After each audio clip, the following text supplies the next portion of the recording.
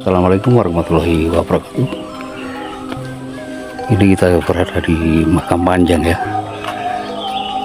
Begini ya, di sebelahnya makam ada suatu pohon raksasa ya, yang sangat besar sekali.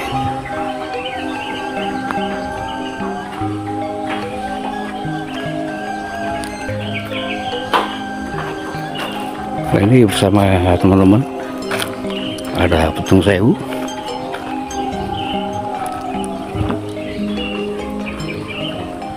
Hamba TV ya.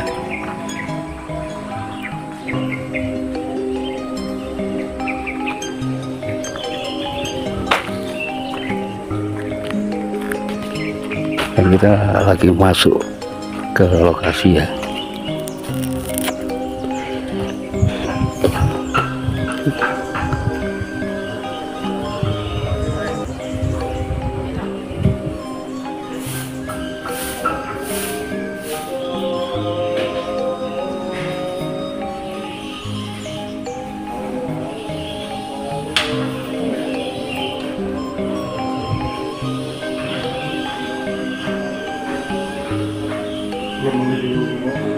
Mendapatkan sebuah makam terpanjang di dunia. Siapa sangka di Trowulan ini tidak hanya tinggalan era kerajaan Majapahit, melainkan juga tinggalan dari Empu Sindok, Singosari, termasuk kemudian Kadiri dan Kahuripan ya. Banyak sekali di sekitar Trowulan ini situs-situs tertua. Termasuk kemudian di makam panjang ini ya, yang merupakan makam terpanjang di dunia. Dengan adanya makam panjang di sini ada semacam prasasti terlangka dan terpenting yang bisa terawat di lokasi ini. Jadi rahayu Om Wilahing sekaring jagat bawana langgeng sekaring kajang sekaring mayang. Jadi Mbak nuwun sewu putunipun sowan. Di lokasi inilah kemudian ada prasasti era kerajaan Singosari. Siapa sangka kemudian teman-teman kameramen mungkin bisa mengezoom ya, mengezoom prasasti ini yang coba kita baca. Pangadegning Bodi I Saka 1203 Saka, atau dijadikan Masehi 1281 Masehi, yaitu era kerajaan Singosari pada masa Prabu Kertanegara.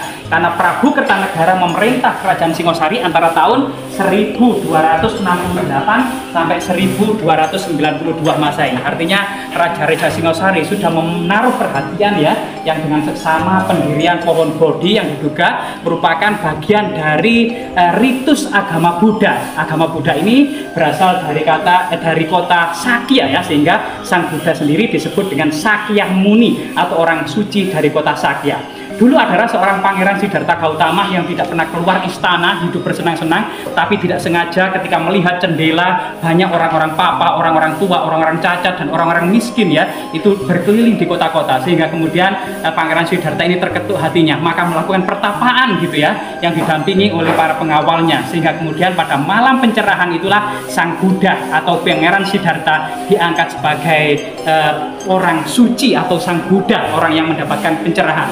Pohon Bodhi artinya wahyu ya, orang yang sudah mendapatkan pencerahan.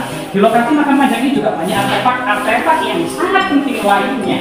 Nah ini kita mendapati ya, selain itu juga ada makam leluhur yang di sana, yang diduga merupakan makam juru kunci terdahulu ya. Kita mencoba sawan sana ya, sebagai raja tempat kita dan rasa menghargai kita.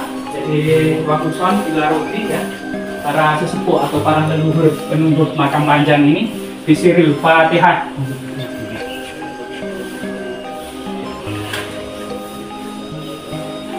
Ya, dan selain itu juga ada sumur tua yang diduga juga untuk pengobatan ya, termasuk kemudian artefak-artefak penting seperti lumpang batu yang beberapa arca yang diduga juga arca kuno, ada Pangeran Siddhartha atau Sang Buddha dalam duduk meditasi gitu ya, lumpang batu dari batu basal ya, dan lumpang batu dari batu kecil, termasuk karena balok-balok batu candi dan umpak batu. Diduga ini merupakan tinggalan era terdahulu ya dari prasasti yang ada, ternyata era kerajaan Singosari. Kerajaan Singosari sendiri didirikan oleh Ken Arok tahun 1222. Ken Arok memerintah Singosari sampai tahun 1227, digantikan putranya dari istri Ken Dedes, dan sebenarnya adalah putra Tunggul Ametung ya, yang memang Ken Dedes adalah janda yang dinikahi oleh Ken Arok yang melahirkan Anusapati. Anusapati kemudian memerintah Singosari antara tahun 1227 sampai 1247. Kemudian 48 ya, kemudian digantikan oleh Wisnuwardana. Raja Wisnuwardana ini memerintah Singosari tahun 1248 sampai 1268. Kemudian digantikan oleh Kertanegara. Raja Kertanegara inilah kemudian yang memiliki visi misi menyatukan Nusantara, mengirimkan ekspedisi Pamalayu, termasuk kemudian mengelola dan memperbaiki pelabuhan Canggu, termasuk menatah tanah-tanah yang ada di Trowulan ini ya, termasuk di lereng-lereng Gunung Welirang. Nah, di dalam ini juga ada altar pemujaan yang sangat magis dan sakral. Kita ditemani oleh Kang Gun atau Ki Joko Linglung ya. Ki Joko Linglung ini berada di tempat yang paling magis dan sakral. Rahayu Mbak, Rahayu Kang, Nun Sewu, Rahayu, Rahayu. Ini lokasi yang paling magis dan paling sakral di situs Makam Panjang ini ya.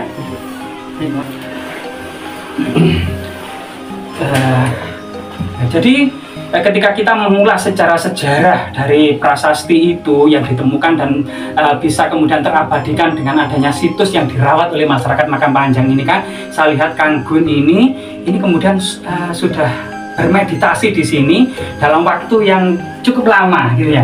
Jadi Kang Gun sebenarnya apa saja yang Kang Gun rasakan di dalam situs yang sangat-sangat keramat ini Kang Gun?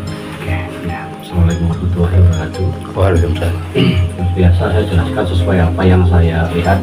Dari beberapa menit tadi saya mengadakan suatu meditasi untuk nyambung sama sesepuh yang di sini ya. Jadi sebenarnya yang saya lihat barusan tadi, flashback ke belakang dulu itu, intinya di sini kan dijuluki Makam Panjang.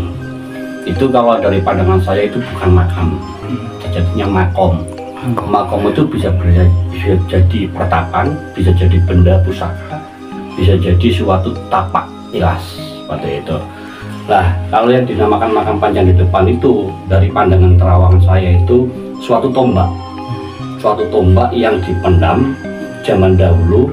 Nah, salah satu beliau yang memendam, sosok yang saya tangkap tadi, sosok orang yang memang kalau dulu itu resi, kalau sekarang kiai. Lah, tombak ini dimiliki oleh salah satu raja Singosari, nggak tahu yang keberapa tadi namanya nggak muncul, cuman raja itu berbadan besar tinggi. Lah, beliau itu megang tombak dipasarkan sama beliau yang resi itu tadi, dipendam di sini. Seiring di tombak itu tadi juga ada salah satu peninggalan harta karunnya dulu. Di salah satu peti, bukaannya peti itu ada tulisan Jawa, cuman saya nggak seberapa detail lihatnya lah, ada tulisan Jawa. Menyatakan peti di situ bahwasanya dari pandangan saya itu ada suatu harta yang ditinggalkan di sini berdampingan dengan tombak seperti itu. Terus di sini juga banyak tempat-tempat yang sakral lainnya, itu juga salah satu peninggalan zaman dulu.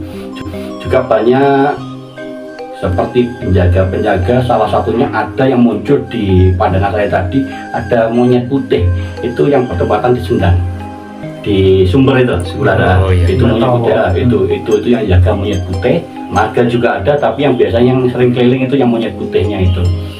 Jadi di sini goib bukan cuma satu, cuman kalau beliau ini netizen yang pengen tahu yang dari pandangan saya yang di Makam Panjang ini, kenapa kok dari dulu cuma namanya kan Makam Panjang, soalnya tidak ada yang bisa mengulas sebenarnya apa di dalam itu. Nah, insya Allah kalau dari pandangan saya ya, ini dari teropongan saya itu saya lihat di situ malah pusaka, suatu tombak peninggalan zaman dulu, salah satu punyanya raja yang memang dipendam, sengaja dipendam oleh salah satu resi atau kiainya mereka. Beliau-beliau itu kan dulu kan kalau raja kan pasti ada penasihat. Kalau sekarang kan penasihat hukum kan gitu. Kalau dulu penasihat supernatural, juga guru juga. Dan guru sepuh juga penasihat. Beliau itu yang mendam. Insya Allah itu salah satu yang saya lihat untuk saat ini tadi. Jadi kalau memang orang ingin mengetahui, oh sebenarnya di depan ini Makam Panjang itu makamnya siapa? Kalau dari pandangan saya selama tadi saya meditasi, itu bukan suatu makam, tapi makom. makam sama makam itu beda. Kalau makam itu orang yang meninggal, kalau makam itu bisa pertapan, bisa pusaka, ya, bisa suatu napatilas seperti itu. Jadi orang kadang nggak bisa membedakan Mas ya, gitu. Jadi kesempatan saya pada waktu ini saya jelaskan biar orang-orang yang di luar sana nantinya semua biar paham antara perbedaan antara makam sama makom seperti itu. Nah kalau zaman dulu rata-rata orang sakti-sakti kebanyakan jadinya makom karena banyak orang muksa seperti itu. Nah, setiap kali di situ ada tempat peninggalan sejarah ataupun ada pusaka yang dipendam atau prasasti yang dipendam, itu rata-rata orang sekarang kan menyebutnya kan pasti makam. Kenapa kok setiap kali di tempat seperti itu diwujudkan makam? Karena takut dirusak orang. Makanya di situ diwujudkan suatu makam. Kalau sudah katakan makam, orang kan nggak berani aneh-aneh. Lu itu makam wong mati, lu itu makam sesepuh. Akhirnya orang-orang mau melakukan suatu kejahatan itu kan pikir-pikir lagi. Wah, nanti kena bala, nanti kena imbas. Nah, seperti itu. Kutukan. Zaman dulu itu prasasti kan juga ada kutukan Mas ya. Jadi siapapun yang merusak prasasti kan pasti ada kutukan gitu loh. Makanya suatu prasasti itu tidak luput dari gaib gitu. Setiap penangkapan prasasti itu memerlukan suatu ritual khusus gitu loh. Jadi bukan hanya sekedar sekarang kayak patok sawah dijedok, enggak. Jadi ada ritual-ritual khusus yang memang dijalankan para resi zaman dahulu untuk menancapkan suatu prasasti. Makanya siapapun orang yang intinya di situ mau ngerusuhi, ngereseki, menyuri atau apa, pasti ada imbasnya. Itu bukti-bukti sudah ada di mana-mana. Kalau prasasti sampai dicuri sampai apa, otomatis keluarganya atau dia atau yang mencuri pasti kena bala, pasti kena musibah, bahkan meninggal. Nah betul, bahkan ada juga prasasti yang kembali gitu loh. Setelah dicuri secara gaib kembali lagi gitu. Ya itulah suatu kesaktian zaman dahulu. Ya, orang dulu itu nggak bisa diremehkan kan gitu loh. Ya kalau orang sekarang sih ya beda lagi lah sama mangan mani, biar kan tirakatnya sing mani yang ngatur lah. Jadi untuk penjelasan penjabaran di sini saya lihat memang maksudnya sangat istimewa gitu loh. Jadi sama juga seperti yang kemarin-kemarin tadi itu intinya setiap kali siapapun yang mau munajat di sini yang penting yakin istiqomah menyatakan intinya di sini ada niatan baik positif insya Allah terkabul. Nah, seperti itu. Dan salah satu sumber yang di sana nanti kalau memang kita ke sana sekalian kita lihat airnya seperti apa, terus kita jelaskan juga nanti gaibnya situ yang jaga itu yang monyet putih itu berperan apa di situ seperti itu ya. Jadi kita lagi kan ya, satu lagi. Ini kan pusaka Raja Singosari, padahal Trowulan itu identik dengan ibu kota dan istana kerajaan Majapahit. Sebenarnya berarti lokasi ini ada keistimewaan sebelum dijadikan ibu kota kerajaan Majapahit. Kira-kira salah satu keistimewaannya lokasi ini seperti apa kan? Ini, jadi setiap kali tempat itu kan mempunyai suatu tempat kayak sekarang itu strategis. Nah, ini salah satu tempat strategis yang memang di situ yang bisa dijadikan suatu tempat untuk bertempat tinggal ataupun untuk menggait suatu keilmuan. Jadi kayak orang, kenapa kalau orang kadang tidak harus di gunung? Nah, karena apa? Di gunung itu suatu tempat yang memang cocok untuk orang meditasi ataupun mengalap berkah. Jadi orang kalau memang mau menjadi orang sakti otomatis harus jauh dari orang lain. Zaman dulu ini jauh dari orang gitu loh. Sebelum Kerajaan Majapahit ini termasuk hutan belantara, masih sepi ya, termasuk tinggi juga. Disitulah beliau memilih tempat ini untuk seperti itu, untuk diragatan, untuk bertempat tinggal karena kemunajatannya itu lebih bagus seperti itu. Strategis lah gitu. Ya terima kasih atas waktu dan kesempatannya Kang Gun, semoga bermanfaat dan ini adalah salah satu yang tempat istimewa karena sudah disiapkan oleh raja-raja terdahulu dan telah kemudian dipilih oleh raja-raja Majapahit untuk dijadikan ibu kota atau istana dan menghantarkan Majapahit di puncak kejayaannya. Jadi leluhur kita merupakan mata rantai atau kita memiliki benang merah dengan leluhur kita. Jika kita tahu sejarah, maksud dan tujuan para leluhur itu yang memilih suatu tempat, maka kita akan tahu makna dan keistimewaan tempat tersebut. Semoga bermanfaat teman. Nah, ayo.